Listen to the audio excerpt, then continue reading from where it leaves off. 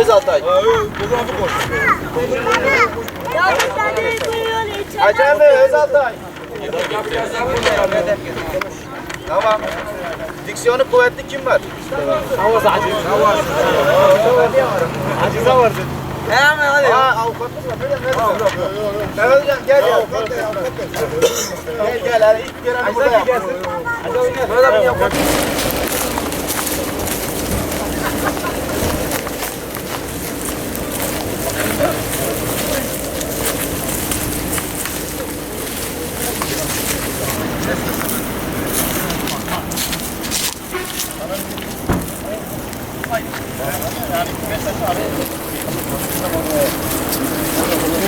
Aynen abi, bizim sorumluluk değil ha.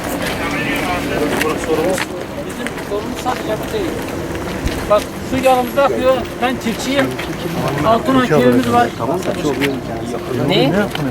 Ha, iş yeri. Şuranın mı? Evet. Biz köylüler olarak mağdur perişan, bizim tarlalarımız, arazilerimiz çorak kurudu. Fıstık ağaçlarımız kuruyor. Toprağımız susuz, su yanımızda akıyor. Şu yukarıdan. Şu iki adam var ya. Evet. İki adam burası da açılacak zaten. Oradan gelecek. Topraklaşmış. Evden boşaltılıyor. Şey ince konuştuk üzerinde arkadaşlar. 45 gün. Hiçbir şey yapamadık. Bir ay öncesine geldim. Bütün Nebati Bey'de İstanbul'da defalarca. Bir şey çiziyor.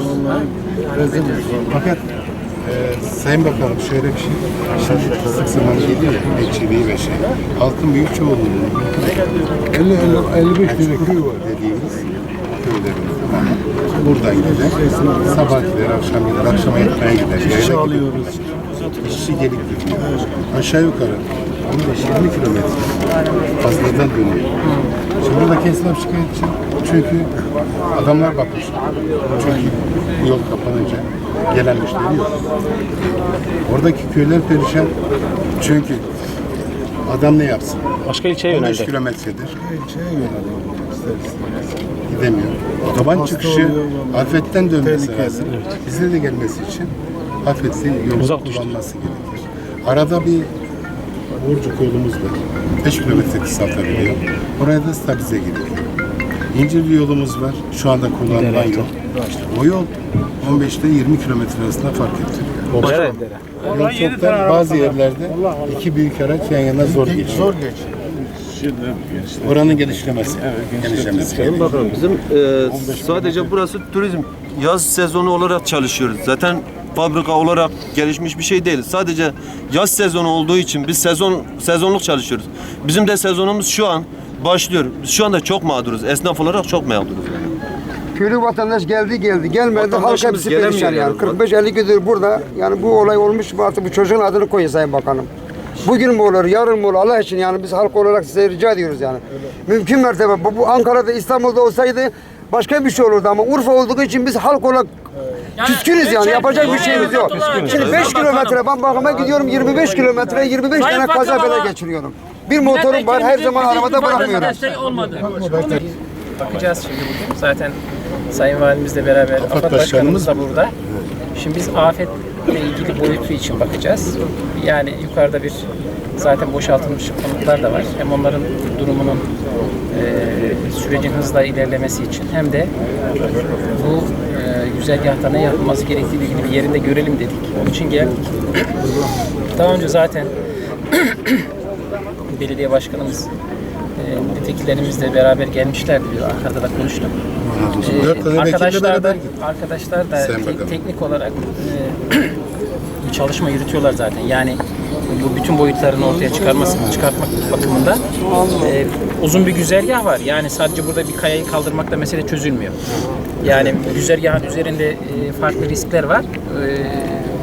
2 kamyon harfiyatı kepçeyle kaldırmakla çözecek bir mesele gibi durmuyor geldiğimiz nokta itibariyle. Çünkü hem yukarıdaki konutların durumu var hem bu aradaki esnaf var. Bir de EYLA'nın durumu var, esnafın durumu var, ilerideki gidiş geliş üzerindeki arazinin, köylerin durumu var. Dolayısıyla bugün detaylı bir yerinde de bir inceleme yapacağız. Bir taraftan teknik çalışmalar da devam ediyor. Onları bittikten sonra bir sağlıklı, ileriye dönük, uzun soluklu kalıcı bir çözüm üretmek lazım. Yani bir şeyi yapınca yaptığınıza da değmesi lazım. Onun için geldik ki bir görelim, yerinde de görelim. Sayın Bakan bu netleşsin. arada bize bir inşaat başlayan bir tahliye yolu verseniz buradan yani bir en azından Arkadaşlar hepsini bugün bir alternatifler nedir, En buranın azından durumu inşaat nedir, başlayalım. buranın riskleri nedir? Çok mağdur oldum. Onları da gördükten sonra Mağduriyetler var. bir değerlendirme yapacağız. Ben 14 tane işçi var bakalım. 14 tane işçi var. Sayın Bakanım. Çok perişan. 14 tane işçi var. Bizimkine yıkılmış başımıza daha doğrusu. Herkes. Kimse yıkılmış başımıza. Arkadaşlar hepsini bir bugün yerinde gördükten sonra bir değerlendirme yapacağız. Güzel bir yol açarsanız. Yıkılan benim yani şu anda. Ya bu da size kalmıştır. İnşallah. Hadi bakalım. Peki. Arkadaşlar bir görelim bir. Tamam. Sorulmuş tek köy değil. Birecik'in bütün esnafı, köy, Sebzehali, aklınıza gelen kim varsa bütün Birecik esnafı bu konuda şikayetçi. Yaklaşık 2 aydır yolumuz kapalı. Kapalı olmakla birlikte bize verdikleri, vaat ettikleri yol maalesef bundan daha kötü. Çünkü dar, motorlar gidemiyor. Engelli arkadaşlarımız var, gelemiyorlar. Birecik esnafı kapatma aşamasına geldi. Hatta işçi çıkarıyor desek yeridir. Mesela 9 tane 10 tane işçisi olan 1-2 tane işçi de çıkarıyor. Yoğurtlar, peynirler gelmiyor. Gelmemekle birlikte sebze halindeki bütün esnaf bu konudan şikayetçi. Yani insan bulamıyoruz ki kasap et satsın, sebze halindeki komisyoncular, tablacılar meyve satsın. Sorunumuz bu, başka bir şey yoktur ve çözüm istiyoruz. Bakanımıza açıkladık. Gereken çalışmalar yapıldığını söyledi ama yeterli bir açıklama yapılmadı. İslam bölgesi Karadeniz bölgesi. Öyle mi öyle değil mi? Öyle. Ama Karadeniz'de bir yol heylana geliyor. 3 saat sonra açılıyor. Ama Birecik'te 40 günden beri 50 günden beri esnaf kanı alıyor. Bir de şunu eklemek Artı istiyoruz. bir dakika. Evet. Artı bir ay sonra fıstık zamanı. Bugün çiftçiye sor. Kabağın kilosu 3,5 milyon lira. Neden 3,5 milyon lira? Köyden şehre kabak gelmiyor. 10 gün sonra biber çıkacak, domates çıkacak. Gelmeyecek, tarlada çürüyecek. Bu hem çiftçinin zararına hem de şeyin zararına. Yani her şeyin zararına yani. Eğer yapılacaksa bir an önce bu işe bir çözüm. 4 kilometre olan yol 46 kilometre oldu.